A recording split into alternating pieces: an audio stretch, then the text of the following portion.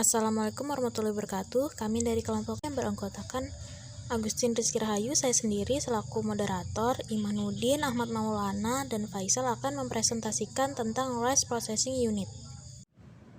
Adapun latar belakang, biji-bijian sebagai salah satu hasil dari tanaman pangan adalah kelompok bahan yang sangat penting sebagai sumber bahan pangan.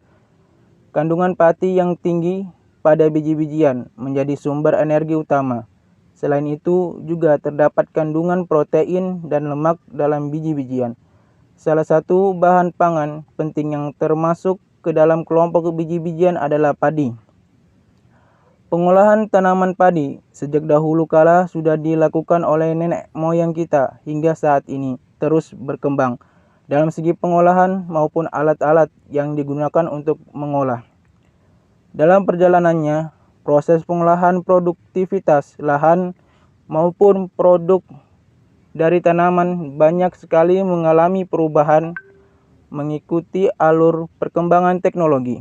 Contoh, misalkan, dulu sebelum ada alat-alat mekanisasi, pertanian berupa motor bakar, para petani menggunakan alat sederhana dalam proses pengolahan, seperti cangkul, sekuit, ani-ani, sabit, dan lain sebagainya. Namun, sekarang setelah kemajuan teknologi terkini, para petani dimudahkan dengan adanya alat-alat mekanisasi pertanian seperti power thresher untuk perontokan bulir padi, mesin pemotong rumput sebagai pengganti sekuit, reaper sebagai pengganti sabit, dan lain sebagainya. Tahap pengolahan padi, perontokan.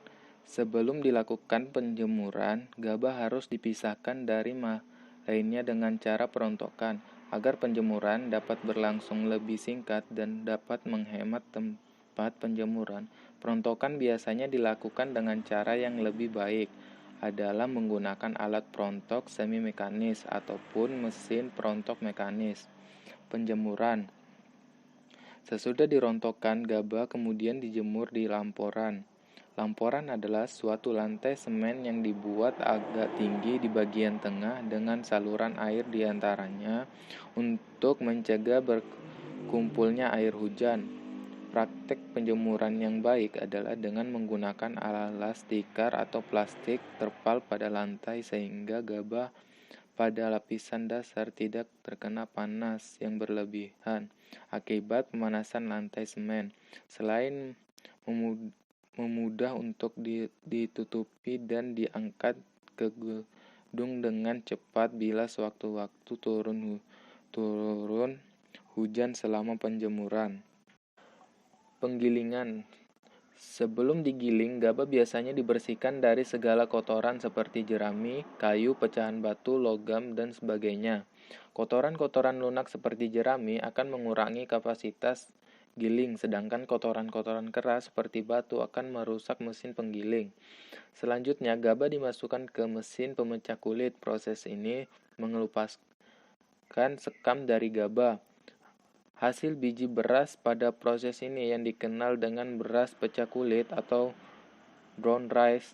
Biji beras masih memiliki lapisan kulit ari yang dikenal dengan istilah bekatul. Mesin pemecah kulit atau sekam gabah kering paling berfungsi untuk memecahkan dan melepaskan kulit gabah. Penyosohan. Selanjutnya, beras pecah kulit mengalami proses penyosohan yang dilakukan menggunakan mesin penyoso atau disebut juga mesin pemutih. Hasil dari proses penyosohan adalah beras putih yang siap dipasarkan atau dimasak. Mesin penyosohan yang umumnya digunakan di Indonesia adalah mesin tipe friksi jet filler. Beras pecah kulit yang diumpamakan ke dalam mesin ini didorong memasuki silinder dengan permukaan dalam tidak rata dan pada bagian dalam terdapat silinder lain yang lebih kecil dan mempunyai permukaan luar yang tidak rata serta berulang berlubang-lubang. Pemisahan. Beras putih hasil proses penyosohan kemudian perlu dipisahkan menurut kelompok mutunya, yaitu beras utuh dan beras kepala sebagai mutu terbaik, beras patah sebagai mutu kedua, dan beras menir sebagai mutu ketiga. Pemisahan dilakukan menggunakan mesin pengayak bertingkat atau silinder pemisah. Ketiga macam mutu beras tadi akan dicampurkan kembali dengan perbandingan tertentu untuk menentukan harga jual sebelum beras kemas bila akan dipasarkan. Pengemasan. Setelah produk gabah yang telah diolah telah mencapai produk akhir yaitu beras, maka produk siap dikemas yang biasanya menggunakan karung ataupun plastik. Pengemasan dapat dilakukan dengan menggunakan mesin atau dilakukan secara manual. Namun untuk mengefektifkan dan mengefisienkan proses pengemasan dapat dilakukan dengan menggunakan bantuan mesin. Penggunaan mesin pengemasan akan memudahkan dan mempercepat pekerjaan. Selain itu, juga dapat menjaga kualitas produk terjaga karena proses pengemasan yang tepat dan optimal. Di sini saya akan menjelaskan nama dan fungsi peralatan yang digunakan. Yang pertama yaitu mesin thresher. Mesin thresher ini digunakan untuk merontokkan padi dari batang-batangnya. Mesin pemecah kulit gabah tipe rubber roll digunakan untuk memecahkan kulit gabah dan mengeluarkan padi dari kulitnya. Kemudian di sini ada mesin giling padi one pass rice huller, itu sama dengan mesin pemecah kulit gabah. Dan ada juga rice milling unit. Rice milling unit ini atau RMU digunakan untuk memecahkan kulit gabah dan sekaligus melakukan penyosohan. Kemudian ada mesin penyosoh beras pecah kulit tipe Fixie Jet Teller. Itu digunakan untuk penyosohan atau memutihkan beras yang digiling. Kemudian ada mesin pengayak beras dengan saringan bertingkat, yaitu mesin pengayak yang digunakan untuk memisahkan beras dengan ukuran yang premium, medium 1, medium 2, dan medium 3.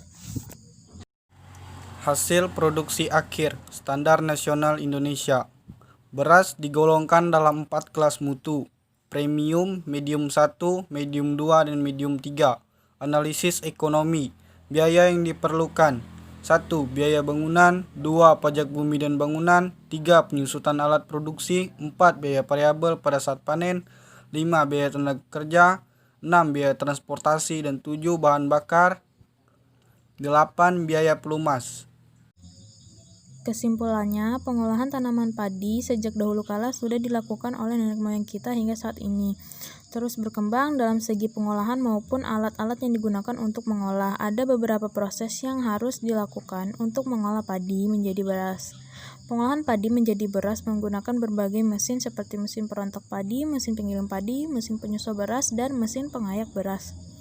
Ada 4 kelasan mutu beras dalam Standar Nasional Indonesia beras, yaitu premium, medium 1, medium 2, dan medium 3. Ada analisis processing unit, membutuhkan biaya yang cukup banyak untuk pabrik, mesin, alat, dan biaya pengoperasian. Sekian presentasi dari kami, kurang dan lebihnya kami mohon maaf. Wassalamualaikum warahmatullahi wabarakatuh.